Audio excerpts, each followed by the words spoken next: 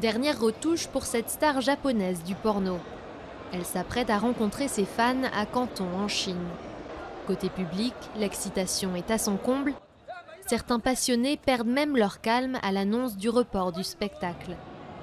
Pour la jeune actrice, ce salon est l'occasion de profiter du développement de l'industrie du sexe dans le pays. Je ne pensais pas qu'il y aurait un tel enthousiasme. Je suis vraiment heureuse. J'ai envie de rencontrer plein de monde en Chine. La popularité de ce festival annuel a gonflé au cours des dernières années. Signe de l'évolution des mœurs dans une Chine marquée par des années de conservatisme sexuel. Les idéaux du puritanisme communiste disparaissent peu à peu.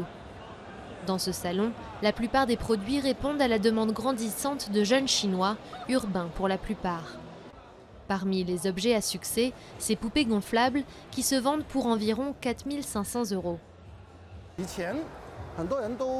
Avant, la plupart des gens ne dépensaient pas d'argent pour acheter ce genre de choses.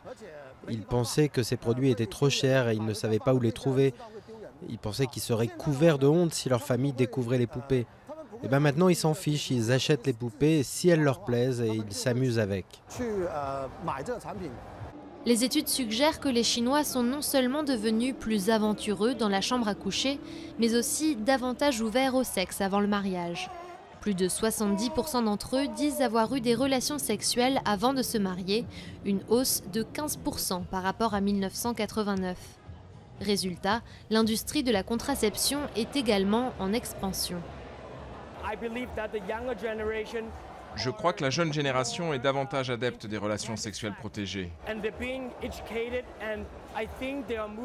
Elle est plus éduquée et se dirige vers une culture plus occidentale, où le préservatif est comme un mouchoir jetable qu'on utilise à chaque repas ou à chaque rapport sexuel.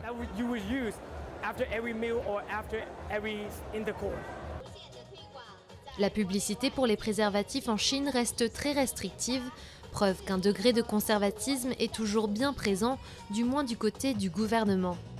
Mais pour le peuple, la révolution sexuelle ne fait que commencer.